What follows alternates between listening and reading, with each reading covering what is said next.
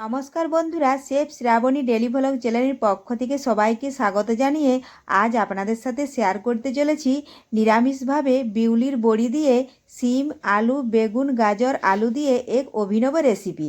আপনারা প্রথম থেকে পুরো ভিডিওটা স্টেপ বাই স্টেপ দেখতে থাকুন। ভিডিওটি ভালো লাগলে একটা লাইক দিয়ে আমার পাশে থাকুন ও বন্ধুদের সাথে শেয়ার করে দিন। চলুন তাহলে শুরু করি।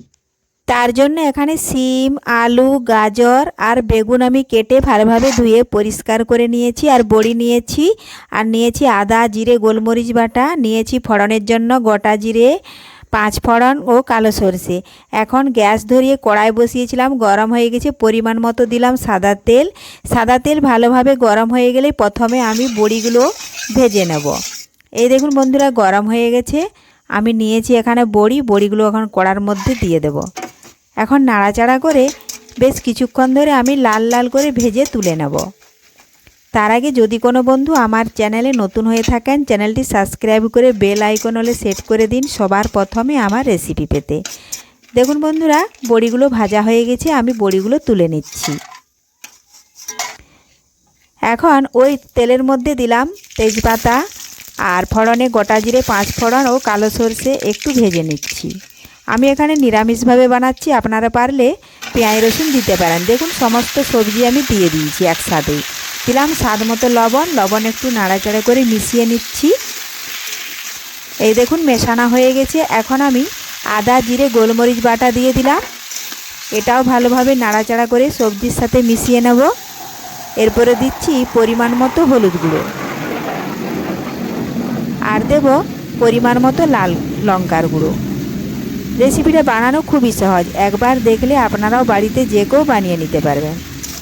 এখন দেখুন ভালোভাবে নাড়াচাড়া করে বেশ কিছুক্ষণ ধরে আমি একটু কষে নিলাম। এই দেখুন বন্ধুরা, একটু কষে নিচ্ছি। দিলাম ওপর থেকে টমেটো কুচি, টমেটো ভালোভাবে মিশিয়ে নিলাম। এখন আমি কিছুক্ষণের জন্য ঢাকা দিয়ে রেখে দেব। ফিরে এলাম বন্ধুরা কিছুক্ষণ পর। দেখুন সবজি থেকে কতটাই জল বেরিয়েছে, আমি এক্সট্রা কোনো জল দিই না।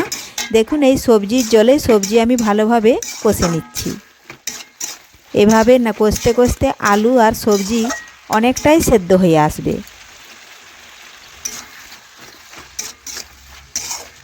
দেখুন জল শুকিয়ে গেছে আর সবজি ভালোভাবে কষানো হয়ে গেছে, মশলা থেকে কাঁচা গন্ধ চলে গেছে। এখন আমি পরিমাণ মতো আবারও জল দিয়ে দেব, তাতে যেটুকু সবজি সেদ্ধ হতে এখনও বাকি আছে সেটাও ভালোভাবে সেদ্ধ হয়ে যাবে। এই দেখুন বন্ধুরা, নাড়াচাড়া করে নিলাম। এখন আমি বেশ কিছুক্ষণ একটু ফুটিয়ে নেব। সঙ্গে সঙ্গে ঢাকা দিচ্ছি না, কারণ সঙ্গে সঙ্গে ঢাকা দিলে তেলটা থালাতে উঠে যাবে। দেখুন আমি কিছুক্ষণ ফুটিয়ে নিয়েছি। এখন আমি 5 থেকে 10 সেকেন্ড ঢাকা দিয়ে রেখে দেব। তো ফিরে এলাম বন্ধুরা 5 থেকে 10 সেকেন্ড পর, ঢাকা তুলে নিচ্ছি। এই দেখুন সবজি আলু যেটুকু বাকি ছিল সেদ্ধ হতে সেটাও ভালোভাবে সেদ্ধ হয়ে গেছে। এখন আমি আবার একটু নাড়াচাড়া করে দেখুন ওপর থেকে দিয়ে দেব ভেজে রাখা বড়িগুলো দিয়ে আবার একটু নাড়াচাড়া করে নিচ্ছি। আর কিছুক্ষণ আমি ঢাকাও একটু দিয়ে দেব। তো তার আগে একটু আমি চিনি দেব, কারণ নিরামিষভাবে বানাচ্ছি। একটু যদি চিনি দেওয়া হয় তাহলে কিন্তু এর স্বাদ আরও বেড়ে যায়। একটু আমি ঢাকা দিয়ে দিচ্ছি, কারণ অনেকটা এখনও জল আছে, তাহলে বড়ি ভালোভাবে সেদ্ধ হয়ে যাবে।